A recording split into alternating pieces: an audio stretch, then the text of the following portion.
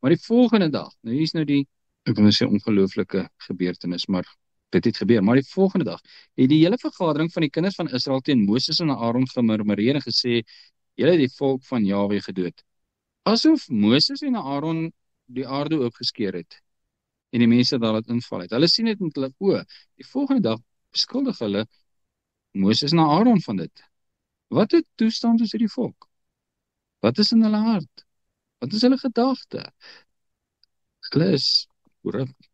En terwyl die vergadering teen Moses en Aaron bymekaar kom, het hulle na die tent van samekoms gedraai en met eens het die wolk dit oordek en die heerlikheid van Jahwe het verskyn. En toe Moses en Aaron tot voor die tent van samekoms kom, het Jahwe met Moses gespreek en gesê, trek julle terug uit hierdie vergadering, dat ek hulle in 'n oomblik kan verteer. Toe val Moses na Aaron op hulle aangesig en Moses sê vir Aaron, neem die vuurpan en gooi vuur van die altaar daarin. Hoekom moet Aaron dit doen? Is die priester. Wat doen die priester? Hy tree in. Neem die vuurpan en gooi vuur van die altaar daarin en lê reukwerk daarop en bring dit gou na die vergadering en doen versoening vir hulle wat van die toorn van Jahwe se aangesig uitgaan. Die plaag het begin. Wat gebeur? Hierdie volk is absoluut korrup. Die Vader sê, ek gaan almal doodmaak. En die plaag het begin. En Moses sê vir Aaron, vinnig, neem die vuurpan en gooi vuur van die altaar daarin en lê reukwerk daarop en bring dit gou na die vergadering en doen versoening vir hulle. Dis wat die priester doen, hy doen versoening. Mag enigiemand dan doen? Nee. Het Moses dit gedoen? Nee. Kon Moses dit doen? Nee. Wie moes dit doen? Aaron, hoekom? Hy is die hoëpriester. Wat doen hy? Kom ek lees dit net. Neem die vuurpan en gooi vuur van die altaar daarin en lê reukwerk daarop en bring dit gou na die vergadering en doen versoening vir hulle. Wat doen dit aan die Almagtige? Kom stuur hom daar. Want dit is profeties. Wat gebeur in die nuwe verbond? Ons maak Vader net so kwaad. Ons ontstel hom net so baie soos die Israeliete hier gedoen het. En wat gebeur dan? Yeshua doen wat Aaron nie gedoen het. Wie is Yeshua? Hy is ons hoëpriester. En hy tree vir ons in. En hy doen vir ons versoening.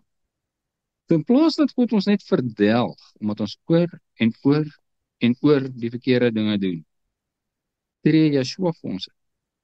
En God se wraak, sy vergelding, was reeds op Yeshua. En daarom sterf ons nie net in 'n plaag nie.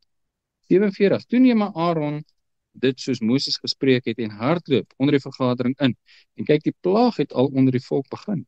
En hy het die reukwerk daarop gelê en versoening gedoen vir die volk. En terwyl hy tussen die dooies en die lewendes staan, het die plaag opgehou. Wat het die plaag laat ophou? Die versoening. Wie het die versoening ingestel? Vader het dit self gedoen. Hoe moet hy priesters aangestel? Vir daai rede. Vir versoening. En wat is dit? Is dit genoeg? Nee, dit wys heen na die toekomende. Daarop gaan Aaron na Moses terug by die ingang van die tent van samekoms en die plaag is gestuit. Hoofstuk 5 van Hebreërs sê, want elke hoëpriester wat uit die mens geneem word, tree ten behoewe van die mens op in die dinge wat betrekking tot God staan om gawes en offers vir die sondes te bring. En daar kom die volk en hulle rebelleer en Moses sê, Aaron gryp daai vuurpan, sit vuur uit die altaar daarop en hardloop tussen die volk in en tree in vir die volk. En wat gebeur?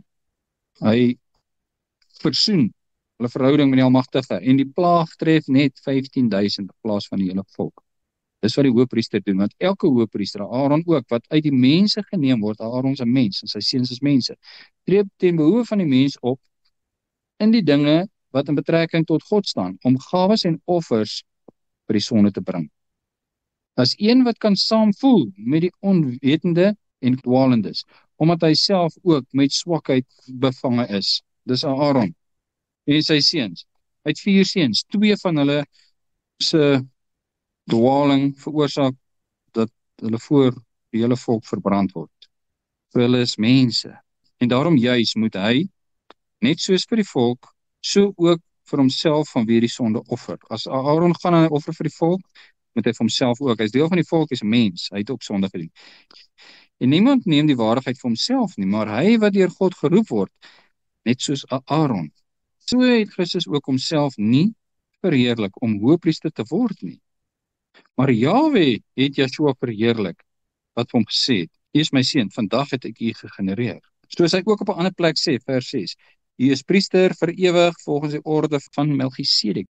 7. Hy wat nie dae van sy vlees en gebede en smeking met sterk geroep en trane aan Jahwe geoffer het, wat hom uit die dode kon red, en ook verhoor is uit die angs. Hy, al was hy die seun, het gehoorsaamheid geleer uit wat hy gelei het. En nadat hy volmaak is, het hy vir almal wat hom gehoorsaam is, 'n bewerker van ewige saligheid geword. Hoe?